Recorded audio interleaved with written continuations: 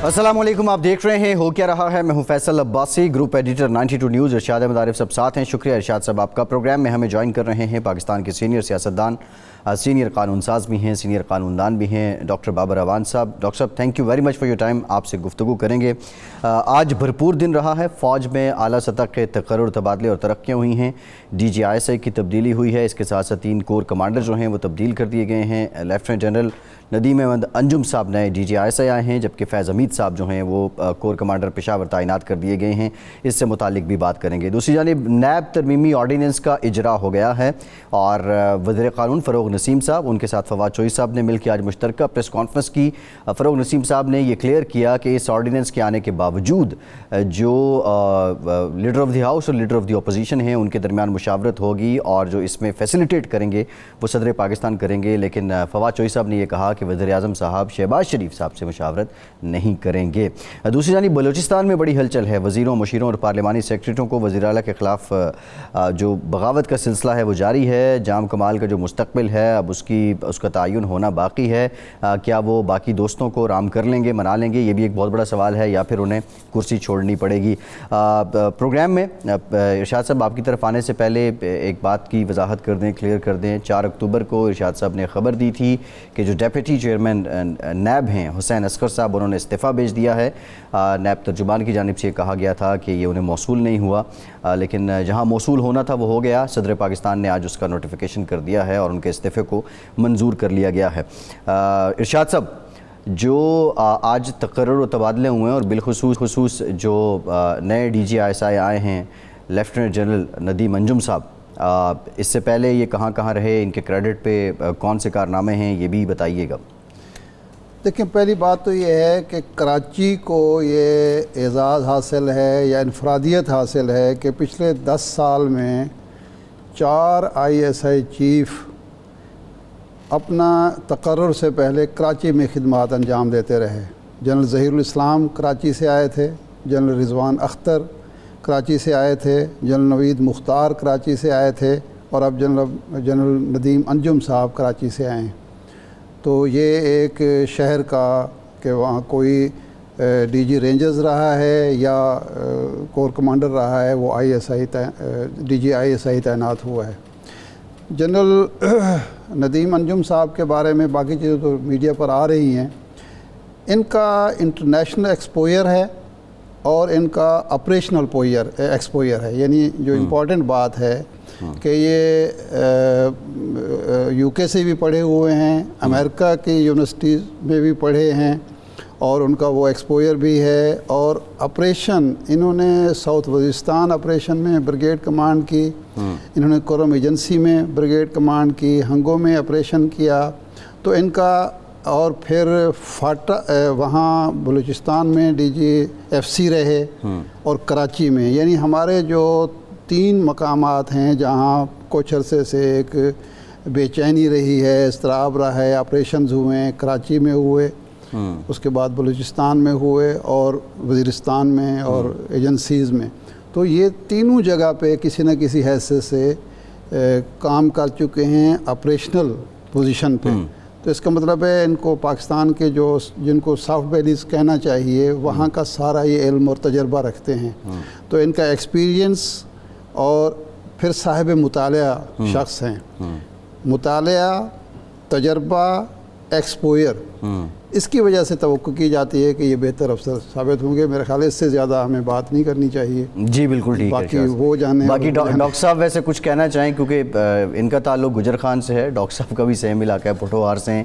Doctor साहब इस पर भी रोशनी डाल दें। और कुछ खदोखाल बयान तो किए हैं आज फ़रोग़ नसीम साहब ने, ये जो ऑर्डिनेंस आया है, लेकिन अब आप बता दें, बहुत से लोगों का ये कहना है कि ये बड़ा बैलेंस है और एक तरह से नैब के दांत निकाल दिए गए हैं इस ऑर्डिनेंस के ज़रिए। मैं बल्कि डॉक्टर साहब से अर्ज़ करूँगा कि 2 पहलू हैं इसके। एक तो ये है कि आपने जो अदालतों की तादाद बढ़ा दी है, जजों की तादाद बढ़ा दी है, तो इसका मतलब ये है कि ये स्पीड अप होंगे मामलात और नैब की कारकर्दगी भी बढ़ेगी और केसेस के फ़ैसले भी होंगे। लेकिन 2 चीज़ें थी नैब के पास जो इनके दांत थे। एक तो ये था कि नैब अदालतों को ज़मानत अख्तियार नहीं था, वो हाई कोर्ट में होता था।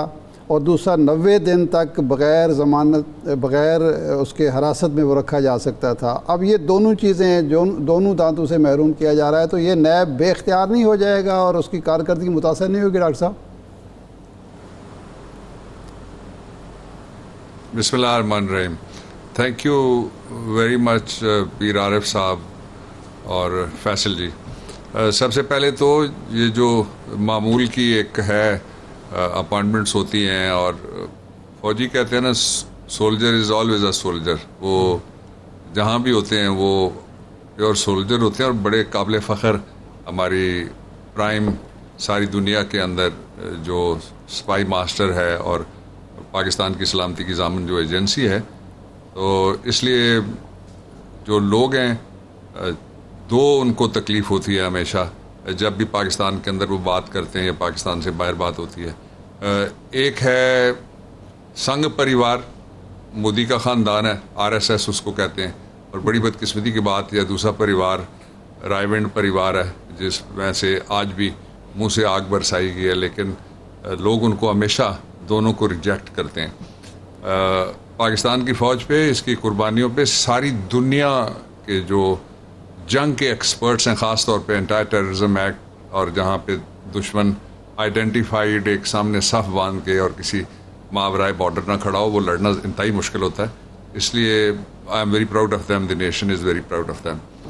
اب آ جائیے, آپ نے دانت نکالنے کا ذکر کیا. آپ کو پتہ ہی ہے کہ اردو ادب میں بھی اور عملی طور پہ دو دانت ہوتے ہیں. ایک ہاتھی کے دانت ہوتے ہیں جو کھانے کے اور ہیں اور دکھانے کے اور ہیں, اور دوسرے ہوتے ہیں دودھ کے دانت. درمیان والے جو دانت ہیں ان کی تو کوئی حیثیت کسی جگہ پہ ادب میں نہیں ملتی.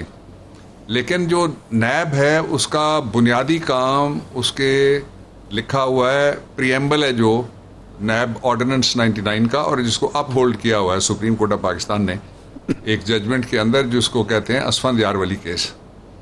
تو اس میں انہوں نے کہا کہ اس کی بنیادی ذمہ داری یہ ہے کہ لوٹا ہوا پاکستان کا پیسہ اندرون ملک ہو یا بیرون ملک ہو, وہ واپس لایا جائے. دس از نمبر 1. اور دوسری بات یہ ہے کہ نیب میں سپریم کورٹ آف پاکستان سے لے کے اسلام آباد ہائی کورٹ سے لے کے لاہور ہائی کورٹ اور چاروں ہائی کورٹس, پانچوں اسلام آباد کے بعد 4 دوسرے بچتے ہیں, ان سمیت سب جگہ سے مختلف سوالات اٹھتے آئے ہیں. اور وہ سوالات آج نہیں اٹھ رہے, اشروں سے اٹھ رہے ہیں, لیکن ان کو کبھی کسی نے ایڈریس کرنے کی کوشش نہیں کی ہے. اس گورنمنٹ نے 2 دفعہ یہ کیا. پہلا جو ہمارا آرڈیننس تھا وہ ہم نے نیشنل اسمبلی سے پاس کر کے سینٹ میں بھیجا, ہماری اکثریت وہاں پہ نہیں تھی. وہ آرڈیننس پڑا مر گیا. کانسٹیٹیوشن میں لکھا ہوا ہے کہ ودن 90 days اس کو لیجسلیٹ کرنا ہے, لیکن لیجسلیٹ کرنے سے انکار کیا گیا. دوسری دفعہ اب اس کے 4 بڑے مقاصد آپ سامنے رکھیے. ایک تو یہ ہے کہ اگر کسی نے تفتیش 15 دن کے اندر کرنی ہے وہ کر سکتا ہے. انکوائری وہاں پڑی ہوئی ہے, اس میں وہ تفتیش مکمل کرے. انویسٹیگیشن کر سکتے ہیں, جب اس کو ریز کرتے ہیں اس کا درجہ, اس میں وہ کریں. پہلا درجہ ہوتا ہے نیب میں کمپلینٹ جاتی ہے تو کہتے ہیں کمپلینٹ ویریفیکیشن, لوگوں کو نوٹسز کر کے بلا لیتے ہیں. اس کے بعد پھر انکوائری ہوتی ہے جس کو اپ گریڈ کر کے انویسٹیگیشن کہا جاتا ہے. یہ 3 ان کے پاس پہلے سے چیزیں موجود ہیں. لیکن اگر کوئی نہ کرنا چاہے تو پھر لوگوں کی ضمانتیں ہو جاتی ہیں اربوں روپے میں. ایسے کیسز میں بھی ضمانتیں ہو جاتی ہیں. محض تفتیش اور ریفرنس فائل نہ کرنے کی وجہ سے ایسے کیسز میں ضمانتیں ہوتی ہیں جن کے بارے میں ملزم کھل کے ٹیلی ویژن پہ, پارلیمنٹ میں, ساری جگہ کہتے ہیں کہ اگر کسی نے میرے اکاؤنٹ میں صرف 25 ارب روپے ڈال دیے ہیں, 25 روپے نہیں سمجھیے گا فیصل, 25 ارب روپے ڈال دیے ہیں, تو آپ کو کیا تکلیف ہے؟ یہ آپ کے پاس کلپس ہیں, آپ سے اچھا گواہ کون ہے؟ آپ کے پاس کیمرہ ہے. ایک اب افیکٹو ہوگی پروسیکیوشن. اس کے بعد پروسیکیوشن کو اب پہلے جس طرح سے کہتے تھے نا بڑی انفیکٹو ہے کہ اس کا کوئی رول نہیں ہے. ساری دنیا کے اندر پہلے یہ فیصلہ پروسیکیوشن کرتی ہے. ہمارے ہاں پروسیکیوٹر جنرلز لگے ہوئے ہیں, ان کی بھی آپ کے سامنے جو ہر صوبے میں ایک پروسیکیوٹر جنرل ہے. ہر صوبے میں فالس پروسیکیوشنز ہوتی ہیں, فریولس ہوتی ہیں, فیصلے نہیں ہوتے, فیصلے ہوتے ہیں اپیل میں اڑ جاتے ہیں. تو اس صورتحال کو ڈیل کرنے کے لیے بھی ایک ہم نے یہ دوسرا میں آپ کو نقطہ بتا رہا ہوں. اس کے بعد یہ تھا کہ جو جتنے بھی جرائم ہیں ان کے لیے جو بیل پٹیشن ہے وہ ٹرائل کورٹ میں جاتی ہے. آپ بڑے سے بڑا جرم اس کا نام لے لیں, سب جرم بڑے کبھی ہوتے ہیں, ان کا نام یہاں دہرانے کی ضرورت نہیں ہے, تو ان سب میں جو ٹرائل کورٹ ہے تو یہ اختیار دیا گیا. اس کا مطلب یہ ہے کہ پیرٹی آئی ہے, لا کو ہم نے ایٹ پار کیا ہے پاکستان کی جو mainstream criminal administration of justice ہے اس کے اندر ہم نے ایک یکسانیت پیدا کی. اس کے بعد اب اگلا اس کا مرحلہ ہے, وہ مرحلہ یہ ہے کہ سپریم کورٹ نے کہا عدالتیں بڑھا دو, عدالتیں نہیں بڑھائیں گئیں. اس میں کچھ الزام کہتے تھے کہ جی لا منسٹری نے نہیں کیا, کچھ کہتے تھے جی دینے میں ججز میں تاخیر ہو گئی. اب ایک ایسا میکنزم ہے کہ جو اپوائنٹنگ اتھارٹی ہے چیئرمین نیب کا, وہ صدر پاکستان ہے. اس کو ہم نے 2 اختیار اس لیجسلیشن کے ذریعے سے دیے ہیں. ایک اختیار تو یہ ہے کہ وہ جتنے چاہیں گے جہاں جہاں پہ ضرورت ہوگی وہ ججز کی تعداد میں اضافہ کر سکتے ہیں. اور پھر ججز, پہلے یہ تھا کہ اگر کسی جگہ 40 ایڈیشنل سیشن ججز ہیں, سیشن جج صاحب ایک ہی ہوں گے, وہ اتنے کم تھے. اب ہم نے ایڈیشنل سیشن ججز کا بھی اختیار وہی ہوتا ہے جو سیشن جج کا ہے, تو وہ جج لگائے جا سکیں. اس کے ساتھ ہی ہم نے یہ اختیار ڈاکٹر صاحب یہ بڑا ڈیٹیل سبجیکٹ ہے. ایک بریک لیتے ہیں ذرا, بریک کے بعد جو اپوائنٹنگ اتھارٹی ہے. ڈاکٹر صاحب بریک کے بعد ہم چاہیں گے ذرا یہ عوام کے سامنے بھی رکھیں, ہمارے ویورز کے سامنے بھی, کہ جو ججز کا تقرر ہے, جو ریٹائرڈ ججز کی بات ہو رہی ہے, اگر وہ ان کو کہیں لگایا جائے گا تو وہ کیسے لگے گا, اس کا طریقہ کار کیا ہوگا, اور جو سرونگ ججز ہیں ان کی خدمات لی جاتی ہیں تو وہ کیسے لی جائیں گی. بریک کے بعد جانتے ہیں, ہمارے ساتھ رہیے.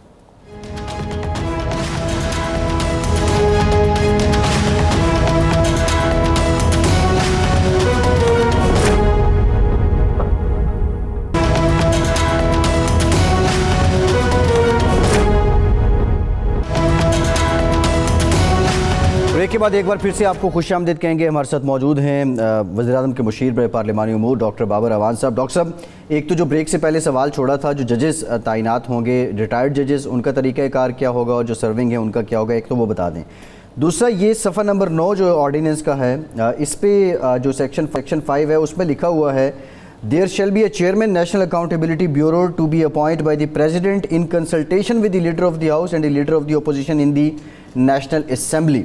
اس کی ذرا ڈاکٹر صاحب وضاحت کر دیں. اب یہ جو ساری کنسلٹیشن ہوگی, مشاورت ہوگی, یہ پریزیڈنٹ انیشیٹ کریں گے یا پرائم منسٹر نے ہی انیشیٹ کرنی ہے؟ نمبر 1. نمبر 2, پہلے جو آئین میں ہے وہ یہ ہے کہ کنسلٹیشن جو بھی ان کی پاورز ہیں کسی چیز کو منظور کرنے کی, وہ پرائم منسٹر کی کنسلٹیشن اور اپروول کے ساتھ مشروط ہیں. تو اب وہ پرائم منسٹر کی اپروول اور کنسلٹیشن جو ہے وہ لیڈر آف دی اپوزیشن کے ساتھ مشروط ہو گئی ہیں. تھوڑا اگر آپ اجازت دیں تو میں آپ سے اپنی مرضی کی 2 باتیں کر لوں, پھر آپ کے سوال تو میں نے سننا ہی ہے اور ان کا جواب تو میں نے دینا ہی ہے.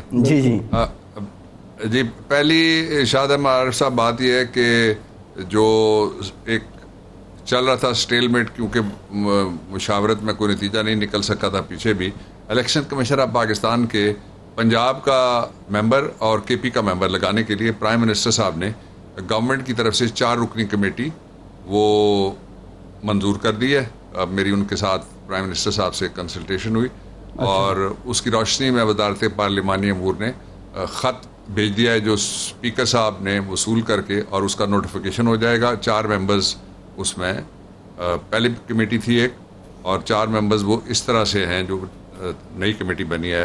ڈاکٹر شیری مزاری ہیں اس میں, ان کا نام ہے, اسد عمر صاحب کا نام ہے, شفقت محمود صاحب کا نام ہے, اور پرویز خٹک صاحب کا نام ہے. جو منسٹر پارلیمنٹری افیئرز ہوتا ہے وہ ان سے متعلقہ ہے, جس اور کسی یہ ہمارے پارلیمنٹری افیئر سے متعلقہ ہے, تو اس میں ایکس آفیشو جو منسٹر ہوتا ہے وہ ایکس آفیشو اس کو ممبر رکھا جاتا ہے. فائنانس کا ہوگا تو فائنانس منسٹر ایکس آفیشو ممبر ہوگا اس کے اندر. اور جو دوسری بات ہے وہ یہ ہے کہ 3 اور ابھی ریفارمز آ رہی ہیں. یہ ایک بڑی اچھی کہتے ہیں نا کہ دل میں ایک لہر سی اٹھی ہے, ابھی کوئی تازہ ہوا چلی ہے. ابھی یہ تازہ ہوا ہے کہ سٹیٹس کو توڑنے کے لیے ہم نئی لیجسلیشن کر رہے ہیں اور نئے قوانین بنا رہے ہیں. میں 3 آپ کو بتا رہا ہوں جو پائپ لائن میں ہے. سب سے پہلا یہ ہے کہ تھانہ کلچر بدلنے کے لیے کوڈ آف کرمنل پروسیجر کے اندر بڑی زبردست قسم کی اور جدید عالمی معیار کی امینڈمنٹس آ رہی ہیں. یہ پہلا قانون آ رہا ہے. دوسرا قانون یہ آ رہا ہے کہ جھوٹی ایف آئی آر پہ پہلے آپ کو پتا ہے کہ 182 کا کلندرہ بنتا تھا اور کسی کو سزا نہیں ہوتی تھی. جھوٹی ایف آئی آر کرو, سال تک بھگتتا رہے, اور اس کے بعد پھر بندہ بے شک بری ہو کے گھر آ جائے, تو اس پہ سزا کا قانون یہ بھی زیر تجویز ہے. تیسری اور انتہائی امپورٹنٹ بات یہ ہے کہ جو صنف نازک ہے ہماری مائیں بہنیں خواتین ہیں پاکستان کی, ان کے لیے جو رپورٹنگ کا سسٹم ہے, اور خاص طور پہ خواتین کے بعد ہر شہری کے لیے رپورٹنگ کا سسٹم, اس کو بھی اتنا آسان بنایا جائے گا اور اتنا ڈائریکٹ بنایا جائے گا کہ کسی طریقے سے بھی دوسری طرف کتنا ہی بااثر آدمی کیوں نہ ہو, وہ رپورٹ نہیں روک سکے گا اور ایف آئی آر کٹے گی, اور 154 میں جو رپورٹ درج ہوتی ہے کوڈ آف کرمنل پروسیجر وہ درج ہوگی. اب یہ 3 نئے ہیں. میں یہاں پہ رک کے ایک بات آپ دونوں دوستوں سے اور آپ کے ذریعے 92 کے ذریعے پوری قوم سے کہنا چاہتا ہوں, وہ یہ ہے کہ سارے کہتے ہیں کہ پاکستان میں انصاف جلد ملنا چاہیے, سستا ملنا چاہیے, فوری ملنا چاہیے, لیکن اس کے لیے جب بھی قانون سازی کی کوشش کی جاتی ہے تو رکاوٹیں کھڑی کر دی جاتی ہیں. یہ قوم کا کام ہے کہ وہ اس قانون سازی کو, جو ہم نے نیب کے قانون کے اندر بھی جو گائیڈ لائنز ہمیں دیتی رہی عدالتیں, سپریم کورٹ سے لے کے 5 ہائی کورٹس تک, ان کو ہم نے انکارپوریٹ کیا ہے. اور اگر کسی جگہ پہ کوئی کمی ہے تو وہ اپوزیشن اس کے اوپر اپنی تجاویز لے آئے پارلیمنٹ میں, اس پہ بیٹھ کے کھلے دل کے ساتھ ہم گفتگو کرنے کے لیے تیار ہیں. یہ کوئی ایسا نہیں ہے کہ ہم نے باقی دروازے سارے بند کر دینے. اب واپس آئیے آپ کے سوال کی طرف. آپ نے کہا کہ پہلے پرائم منسٹر کی ایڈوائس پہ صدر چلتے تھے, کیا اب وہ ایڈوائس کا میکنزم تبدیل ہو گیا ہے؟ اس میں تھوڑا سا فرق ہے. جو کانسٹیٹیوشنل میٹرز ہیں ان میں نیب کا آرڈیننس نہیں آتا, اور اس کی جو کنسلٹیشن ہے وہ لا کے اندر لکھی ہوئی ہے. وہ لا ہے نیب آرڈیننس 1999, اور اس میں اپائنٹنگ اتھارٹی جو لکھی ہوئی ہے وہ صدر پاکستان ہے, جو نیب کے چیئرمین کو اسی کے صدر کے پاس ہی جا کے رپورٹ کرتا ہے نیب کا چیئرمین, اپنی سالانہ رپورٹ, دوسری رپورٹ ساری. تو اس لیے ہم نہیں چاہتے کہ کسی جگہ کے اوپر کوئی اسٹیل میٹ آئے, کیونکہ پرائم منسٹر کا موقف بڑا واضح ہے اس بات پہ کہ ایک ایسا شخص جس کے خلاف کچھ مقدمات فیصلے کے نزدیک پہنچے, رائی پاپ ہو گئے, دوسرے مقدمات میں ایویڈنس ریکارڈنگ سٹیج آ گئی ہے, تیسرے مقدمات ہیں انکوائری پروب انویسٹیگیشن کی سٹیج پہ چل رہے ہیں, اس شخص کے ساتھ یہ نہیں اس سے پوچھا جا سکتا کہ آپ حضرت فرمائیے کہ آپ کو کون سا شخص چاہیے جو آپ کی تفتیش کرے, اور کون جو ہے وہ آپ کی تحقیقات کرے, اور کون آپ کے خلاف ریفرنس فائل کرے, اور کون آپ کے حق میں ریفرنس وڈرا کرے. تو یہ اس کانفلکٹ آف انٹرسٹ کا ایک ڈاکٹرائن ہے جو ساری دنیا کے اندر ہے, یہ یہاں نہیں ہے. اور اس پہ ایک لاطینی زمانے کا لیٹن لا ہے, اور وہ یہ ہے کہ کوئی آدمی اپنے کیس میں خود جج نہیں ہو سکتا, یعنی کسی جگہ بھی آپ اپنے حق میں ججمنٹ نہیں دے سکتے. آپ کو یاد ہوگا کہ کوٹکنا میں بی بی کے خلاف میں وکیل تھا اس کیس میں, قیوم ملک صاحب کی کورٹ میں. جب فیصلہ آیا تو اس کو 22 کی بنیاد کے اوپر اور اس بنیاد کے اوپر اس فیصلے کو سپریم کورٹ آف پاکستان نے سیٹ اسائڈ کر دیا تھا. اس لیے ہم آگے دیکھ کے, یہ قانون کوئی 5 سال کے لیے 4 سال کے لیے نہیں, آگے دیکھ کے ہم بنا رہے ہیں. دوسرا آپ نے کہا کہ جو کنسلٹیشن ہے اس کے بعد آپ نے یہ کہا کہ یہ جو نیب کا قانون ہے, اس قانون کے ذریعے سے کیا اور افیکٹو اقدامات ہوں گے. میں آپ کے سامنے 3 اقدامات آپ کے سامنے میں رکھنا چاہتا ہوں. سب سے پہلا قدم یہ اس کے بعد اٹھایا جائے گا, جو پاکستان میں جو عدالتوں کی کمی ہے وہ, اور عدالتوں میں جو عملے کی کمی ہے, میری خبر یہ ہے کہ وہ سارا ارینج کیا جا رہا ہے اس آرڈیننس کے آنے کے ساتھ ہی.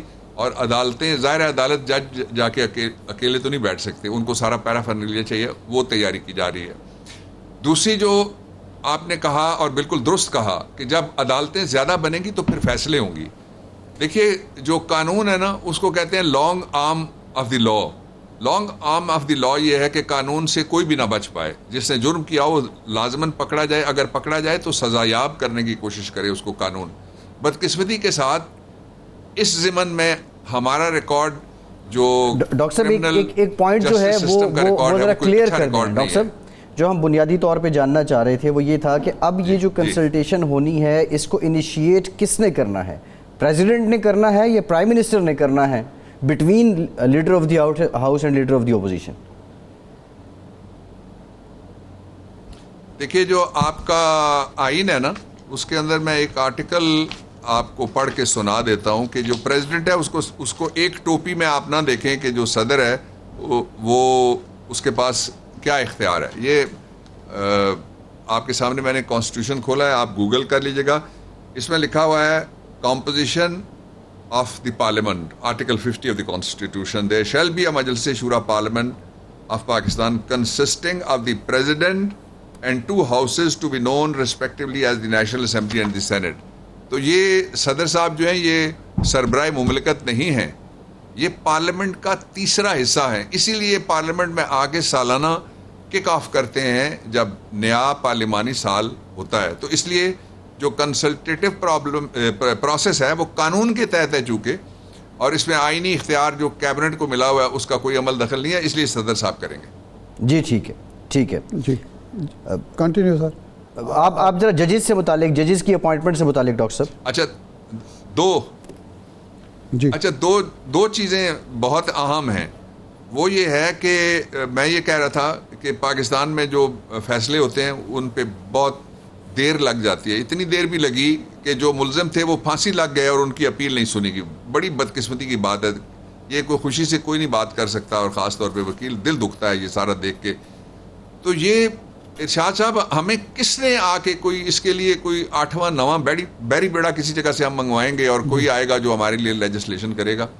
اسی مثال کو آپ سامنے رکھتے ہوئے اگر جائیں گے الیکٹرل ریفارمز میں, تو 73 سال سے کوئی الیکشن ایسا نہیں بچا جس کے اوپر سوال نہ اٹھے ہوں, لیکن کوئی بندہ لیجسلیشن کرنے کے لیے تیار نہیں ہوا. اور یہ جب سے نیب آرڈیننس آیا ہے اس میں تقریباً 4 صدر آ چکے ہیں, اور 2 وزرائے اعظم آئے جنرل مشرف کے دور میں, 2 وزرائے اعظم آئے نواز شریف کے دور میں, 2 وزرائے اعظم آئے آصف زرداری کے دور میں, اور 2 وزرائے اعظم آئے انٹرم یہ لا بننے کے بعد. یعنی 8 وزیر اعظم آئے, اور اس کے بعد 9واں وزیر اعظم ہے جو آپ کی طرف سے بھی ان کو شاباش, مبارکباد اور حمایت ملنی چاہیے کہ ریفارم ہو رہی ہے. اچھا اب مین میڈ لا ہے, یہ انسان بنا رہے ہیں سارے جو تجویز کرنے والے ہیں, کوئی کتنا بڑا بھی ہو تو وہ انسان ہی ہے نا.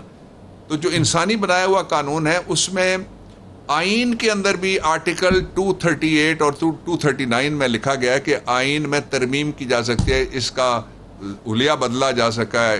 اس میں 100 سے زیادہ ترامیم تب ہوئی جب میں لا منسٹر تھا 2010 میں. تو یہ اس لیے رکھا جاتا ہے کہ انسان کی بنائی ہوئی ہر چیز میں امپرومنٹ کی گنجائش ہوتی ہے.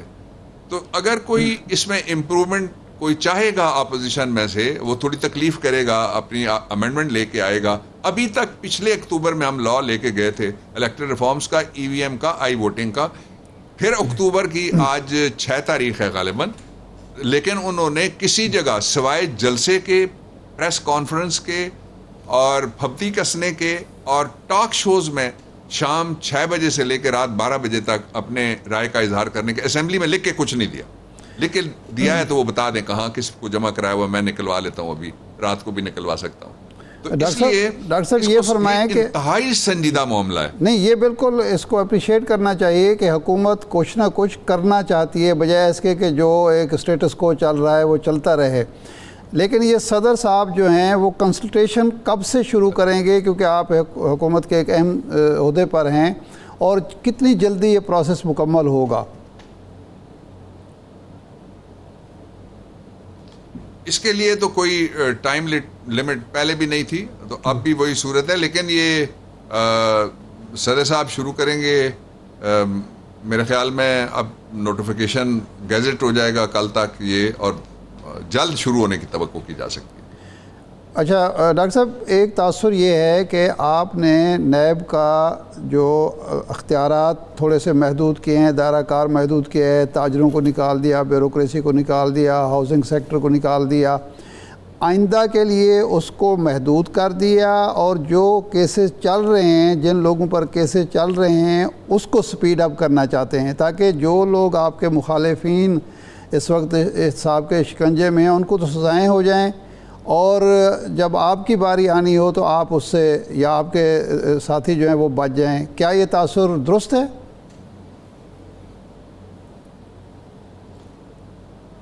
یہ بیس لیس قسم کی, بے بنیاد قسم کی ایک پھبتی اس کو میں پھر کہوں گا, یہ حقیقت پہ مبنی نہیں ہے. آپ ذرا تھوڑا سا 3 نکات میں ساری بات واضح ہو جائے گی. پہلا یہ ہے کہ اس اپوزیشن کے خلاف جو بھی منی لانڈرنگ کے کیسز چل رہے ہیں, فیک اکاؤنٹس کی بنیاد پہ یہ انویسٹیگیشن شروع ہوئی تھی. یہ آپ کو یاد ہے کون چیف جسٹس تھا جن کی عدالت میں, اور وہ کون سا ڈی جی تھا FIA کا جو عدالت میں فائل لے کے گیا, کسی اور کیس میں تفتیش ہو رہی تھی, تو اس نے کہا کہ سینکڑوں میں نے اکاؤنٹس پکڑ لیے ہیں. اس کو شاباش ملی عدالت میں ڈی جی FIA کو, اور وہ تفتیش شروع ہو گئی. پھر جو وکیل تھے سندھ گورنمنٹ کے, مالکان کے جو وکیل تھے, وہ کھڑے ہوئے, انہوں نے کہا جی ہم اپنا موقف دینا چاہتے ہیں. تو چیف, میں بھی کورٹ میں تھا کسی اور کیس کے لیے, میں پیش ہو رہا تھا, تو انہوں نے کہا جی آپ کا تو ابھی نام ہی نہیں آیا. انہوں نے کہا نہیں, ہماری حاضری لگائیں, ہم موقف دینا چاہتے ہیں. اچھا, یہی ہوا جب ان سے پوچھا گیا لاہور والوں سے, تو انہوں نے بھی یہی کیا, ان کے بھی وکیل کھڑے ہو گئے. تو اس لیے یہ کیسز تو ہم نے نہیں بنائے, یہ کیسز تو اس دور میں جو منی لانڈرنگ اور فیک اکاؤنٹس کی اس دور میں جو تفتیش ہوئی تھی, اسی کے ابھی تک بچے پیدا ہو رہے ہیں. اس لیے کہ اتنی بڑی رقمیں ہیں جس کا حساب نہیں لگایا جا سکتا. ایک دوسرا یہ ہے کہ کیا یہ جو احتساب کا ادارہ, جب یہ کہتے ہیں نا جی کہ ان کے لیے تو جو تاجر نکلے کس طرح سے, جو یہ بھی ابھی بغیر پڑھے تبصرہ کسی نے کر دیا ہے, جو ٹیکس کے جتنے بھی کیسز ہیں وہ سارے کون ڈیل کرتا ہے؟ قانون میں لکھا ہوا, فائنانس ایکٹ میں ہر سال ہم لکھتے ہیں FBR کرتا ہے. تو ہم نے کہا ہے وہ کرے. جی ہاں. اور اس سے پہلے مشرف کے بعد ایک گورنمنٹ آئی جس گورنمنٹ نے یہ کہا کہ بینکرز کو ہاتھ نہیں لگایا جا سکتا. پہلے آپ اسٹیٹ بینک آف پاکستان سے پوچھیں گے, وہاں ایک کمیٹی بنے گی, وہ پھر آپ کو بتائیں گے کہ اس بینکر نے کچھ کیا یا نہیں کیا. ان کو تو پہلے ہی ایگزمپشن دے دی گئی تھی. تو اس کا مطلب تھا کہ پھر چھوٹا تاجر پکڑا جائے گا. اس کا مطلب یہ تھا کہ جو بے وسیلہ آدمی ہے وہ پکڑا جائے گا. ٹیکس میں بڑی بھرپور قسم کی سزائیں, اور FBR کے پاس اب جو اختیارات آئے ہیں ان میں بہت لمبے چوڑے اختیارات ہیں, انکلوڈنگ منی لانڈرنگ سے بھی پارشلی اس میں آ جاتا ہے. ایک کام یہ ہوا, اس میں کس کو علیحدہ کر کے ہم نے رعایت دی ہے.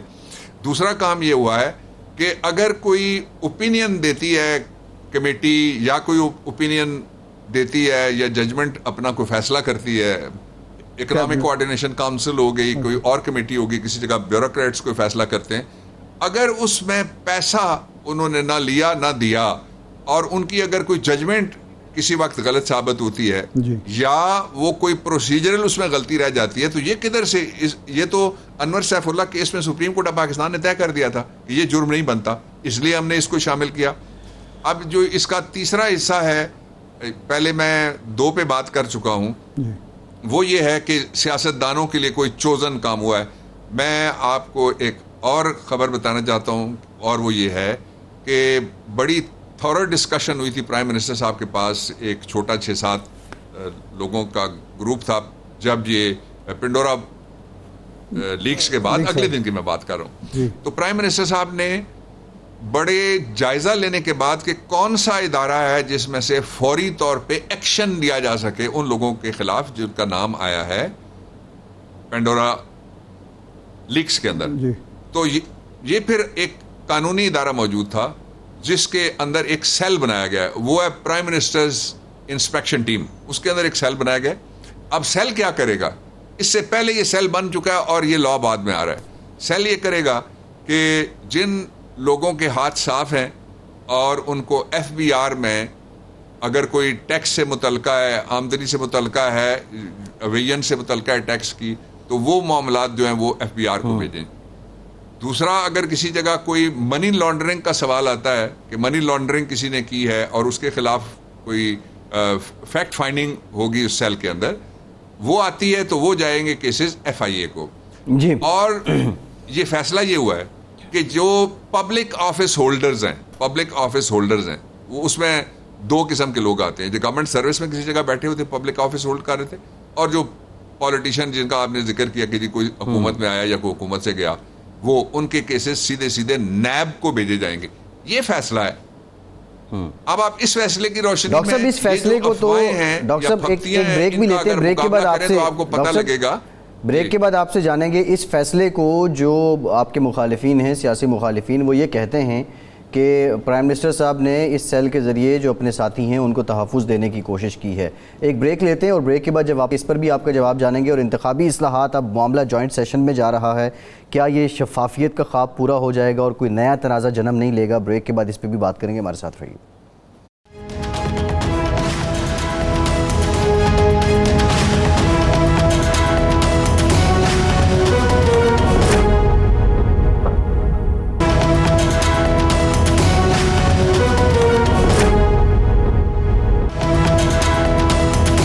بریک کے بعد ایک بار پھر سے آپ کو خوش آمدید کہیں گے. ڈاکٹر صاحب, آپ نے کہا کہ جو خصوصی سیل قائم کیا گیا ہے یہ پنڈورا لیکس پہ, لیکن اپوزیشن یہ کہتی ہے کہ یہ اپنے لوگوں کو تحفظ دیا جا رہا ہے, اور اس کی دلیل وہ یہ دیتے ہیں کہ نواز شریف صاحب نے تو خود خط لکھ کے عدالتی کارروائی کی استدعا کر دی تھی اور وہ اپنے آپ کو پیش کر دیا تھا. یہ تو پرائم منسٹر جو وہ لوگ جو آپ کے قریبی ہیں, حکومت میں ہیں اور حکومتی ادارے ہیں, ان کے خلاف تحقیق کریں گے. ہاں, شاہد خاکر عباسی صاحب یہ کہتے ہیں کہ جناب والا اس وقت عمران خان صاحب کا مطالبہ یہ تھا کہ جب تک تحقیقات مکمل نہیں ہوتی یہ لوگ جن کے نام آئے ہیں وہ اپنے عہدوں سے الگ ہو جائیں, جب کلیئر ہو جائیں تو واپس آئیں. تو اب اس وقت دوہرا معیار اپنایا جا رہا ہے. دیکھیں, پہلی بات یہ ہے کہ ابھی خبر ایک صحافتی ادارے نے یا نان پروفٹ آرگنائزیشن نے دی ہے, تو جو ریاست ہے اور سرکار ہے اس کا کام ہے کہ وہ بیٹھ کے اس کے اوپر ابتدائی اپنی کوئی رپورٹ مرتب کرے یا ابتدائی فیکٹ فائنڈنگ کرے. ٹھیک, نمبر 1. نمبر 2 یہ کہ جو نواز شریف صاحب کا مقدمہ تھا وہ تو تاریخی مقدمہ ہے. انہوں نے, آپ کو یاد نہیں, اپنے ایاز صادق صاحب کو کہا تھا جناب اسپیکر میرے والد صاحب نے کمر باندھی اور پھر دبئی کے صحراؤں میں انہوں نے محنت شروع کی, وہاں سے ہم عزیزہ مل بنائی, وہاں سے ہم, یہ ہیں وہ ذرائع اور وسائل جن سے ہم نے فلیٹ بنائے. وہ عدالت کو کیوں نہیں بتاتے جو انہوں نے ایاز صادق صاحب کو بتایا تھا؟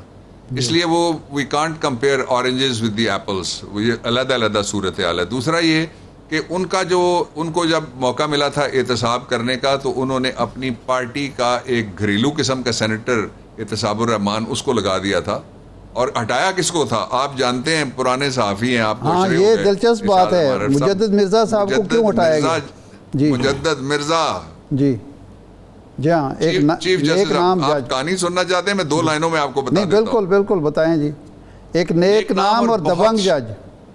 اچھا, کردار سے بھی دبنگ اور بڑے وجیح آدمی تھے وہ, شکل و صورت سے بھی, اور کردار بھی ان کا ویسا تھا, زبردست قسم کا.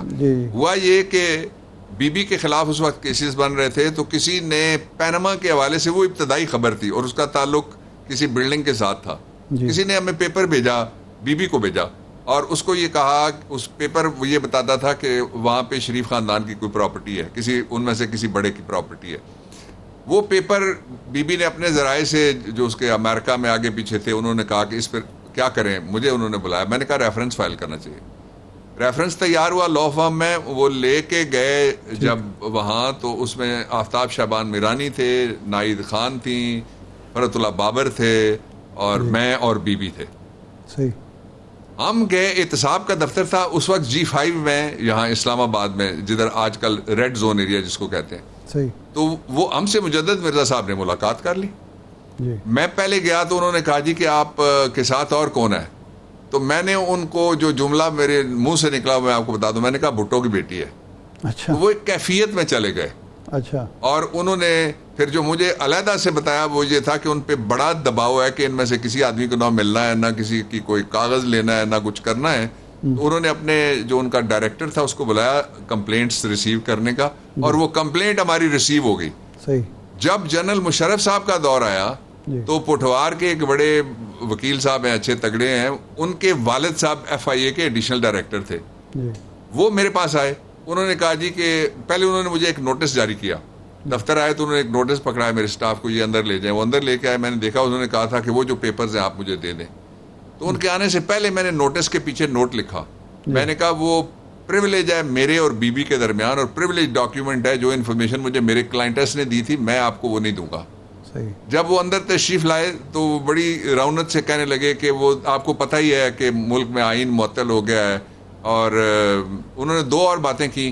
تو میں نے چھوٹے بھائی کو بلایا جو وکیل ہے, اور دوسرے سٹاف کو بلا کے کہا, میں نے کہا صاحب کو سیڑھیوں سے اتارو. اس وقت کی اپوزیشن لیڈر کو احتساب کے ادارے میں جانے کی وجہ سے احتساب کا چیئرمین جو چیف جسٹس رہے تھے ملک کے سب سے بڑے ہائی کورٹ کے, ان کو ہٹا کے انہوں نے لگا دیا اپنے گھریلو ٹائپ احتساب الرحمان کو. تو یہ اتنی نہ بڑا باقی دامہ کی حکایت, ارے دامن کو ذرا دے, ذرا بندے کبا دے, اپنے ان کو گریبان میں جھانکنا چاہیے. اس سے زیادہ اور فوری ایکشن نہیں ہو سکتا جو پرائم منسٹر صاحب نے اس کو رپورٹ کو ویلکم کرنے کے بعد. اچھا, ایک اور مجھے یہ بتائیے ارشاد احمد عارف صاحب, ان لوگوں کے لیے آپ کیا سزا تجویز کریں گے؟ میں کوئی آپ سے فتویٰ نہیں مانگتا, جنہوں نے یہ کہا تھا کہ عمران کا نام آئے گا اور نہیں آیا.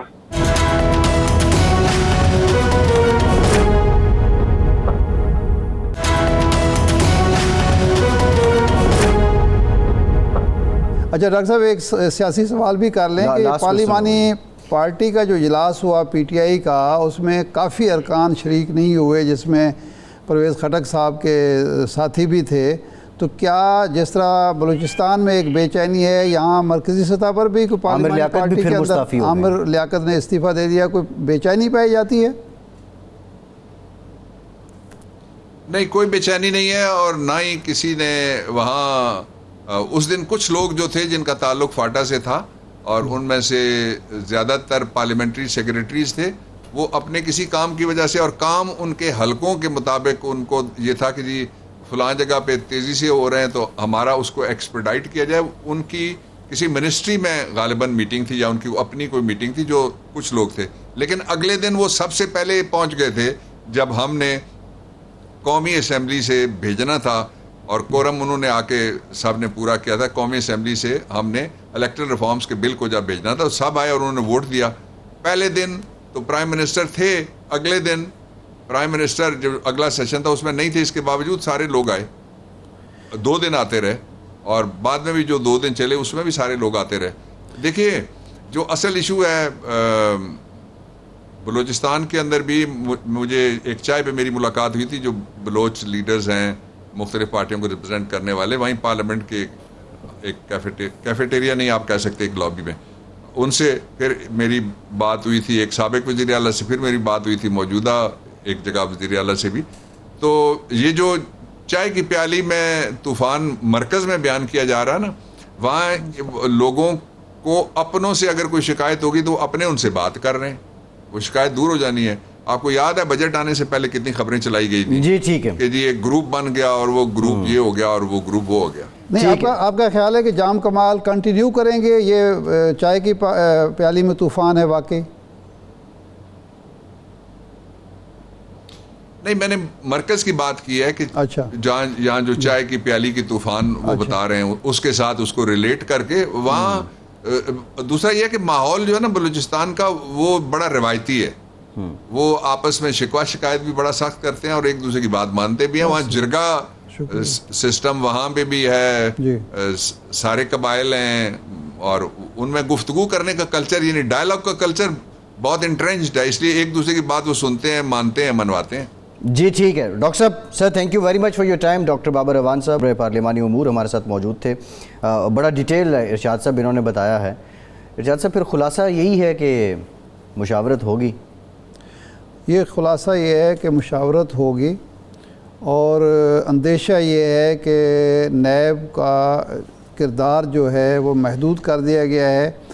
اگر تو اس کا مقصد واقعی یہ ہے کہ بیوروکریسی بغیر کسی ڈر کے، خوف کے، خطرے کے کام کرے، تاجر کو، بزنس مین کو، بزنس کمیونٹی کو کسی قسم کی تحفظات نہیں ہونے چاہیے، اور وہ ملک کے اندر معیشت کا پہیہ چلے، اگر مقصد یہ ہے کہ نیب اپنے آپ کو ایک خاص دائرہ کار میں رہ کر ڈیلیور کرے، تو پھر اچھی بات ہے، ہونا چاہیے۔ لیکن یہ ہم نتائج سے معلوم کریں گے جب ہمارے سامنے کچھ آئے گا۔ لیکن بظاہر جو نیب کے حلقوں میں جو میری اطلاعات ہیں وہ یہ ہے کہ یہی تشویش پائی جاتی ہے کہ موجودہ جو کیسز ہیں ان کو سپیڈ اپ کیا جا رہا ہے، اور آئندہ کے لیے اس کا کردار جو ہے وہ پہلے کے مقابلے میں محدود کیا جا رہا ہے۔ ایسٹ بیونڈ مینز کا کیا ہوگا، جو بلٹ ان فیچر ہے نیب کا، اور تقریباً تمام ہی کیسز پہ لاگو ہوتا ہے؟ دیکھیں، ایک چیز جو نیب کو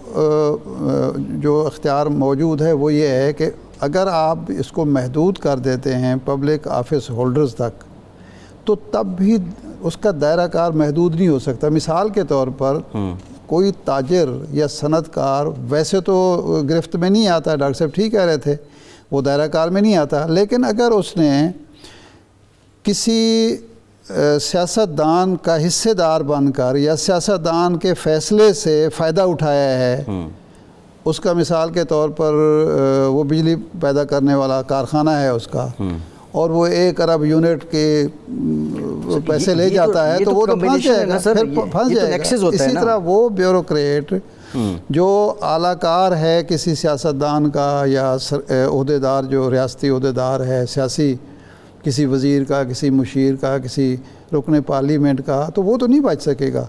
तो अगर नैब काम करना चाहे तो वो फिर भी कर सकता है। लेकिन अगर हुकूमत ने वाकई रुकावटें डाली तो हुकूमत की अपनी साख मजरू होगी। तो मेरा नहीं ख्याल कि मकसद ये होगा मौजूदा हुकूमत का कि जी इस एहतसाब के अमल को ठप कर दिया जाए। अभी हुस्न ज़न कायम है कि ये मकसद यही होगा कि जी नैब काम करे और मुल्क के अंदर मईशत भी चले, एहतसाब भी चले और नताइज भी। बिल्कुल ठीक है इरशाद साहब, प्रोग्राम का वक्त खत्म हो गया। बहुत शुक्रिया, आज के प्रोग्राम से इतना ही।